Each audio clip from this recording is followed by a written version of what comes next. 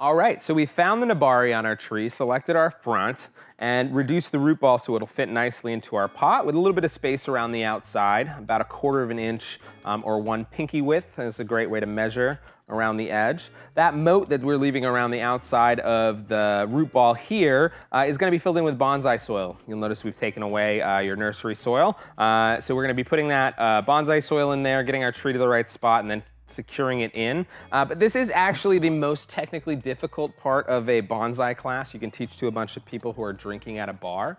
So not incredibly, incredibly technically difficult, but it is better if everybody sets their trees aside, pick up your beer, and just listen from start to finish what the process is gonna be with repotting.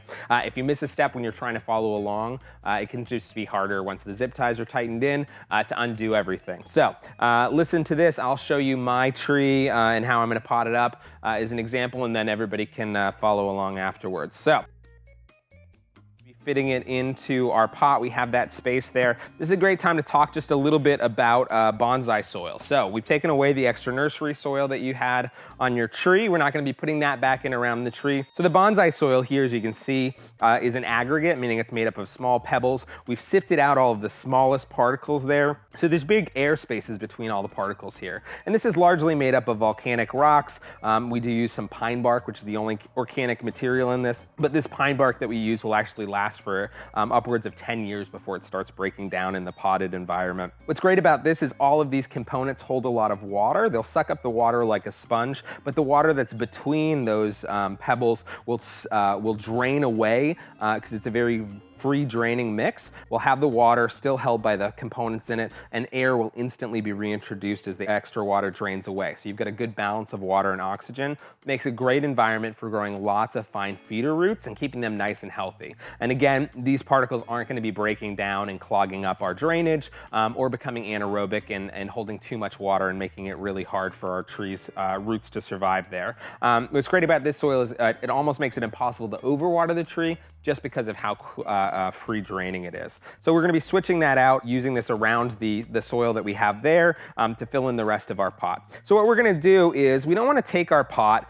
and just put a flat level of soil across the bottom of it and place our tree on top, because the bottom of our root ball here probably has lots of little concavities and things like that. And if we put that on a flat surface, there could be areas that don't get soil up into it. You'll have little air pockets and things that are existing in the bottom there. So it's better for us to take our soil, let me show you here, I'm gonna get rid of any of the nursery soil that's fallen off the roots. We only wanna keep the nursery soil that's still attached to the roots, so we can get that out.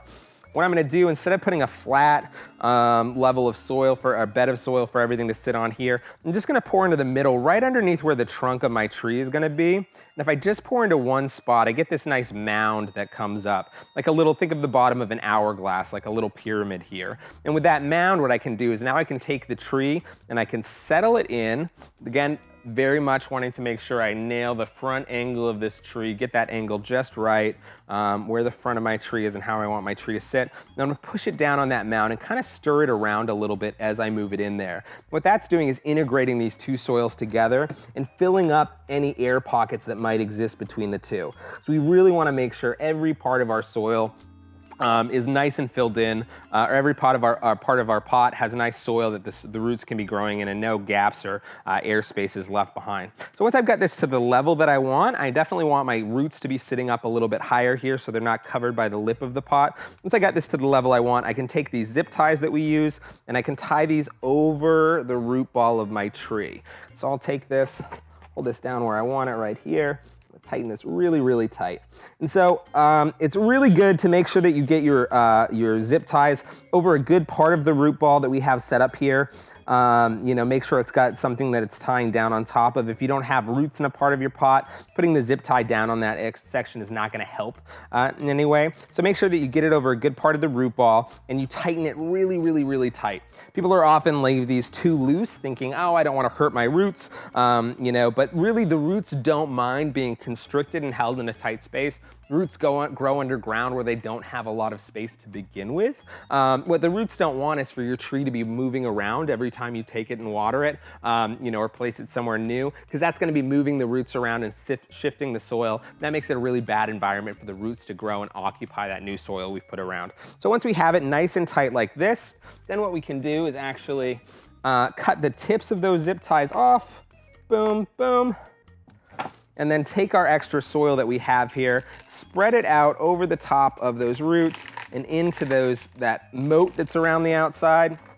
And what we'll be doing is taking our chopstick then and pushing it down into that moat around the outside, just making sure that the soil has really filled in every air pocket there. You notice as I'm pushing in with my chopstick, a lot of the soil is kind of disappearing down in there. That means that it's found an air pocket that it's filling in. So that's great. I'm just gonna put a little more soil over the top, try to get these root tips as they come up to go back in underneath the soil, and hold everything down nicely there.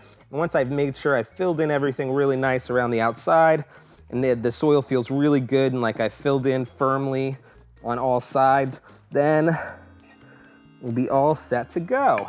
So once we've filled in all of those air pockets and made sure that the soil feels nice and firm around the outside, now our tree is fully potted up. You now officially have a bonsai tree. So bonsai means pot and tray, or pot and planting, pot and tree. So this is officially a bonsai tree. Congratulations, woo! So now we've gotten through the really hard horticultural part of our class, getting our fingers dirty, using that elbow grease to get the tree into the pot. And the second half of the class is gonna be the artistic design side of things as we continue to work on the top part of our tree here to continue it on the path to looking like an ancient tree in miniature.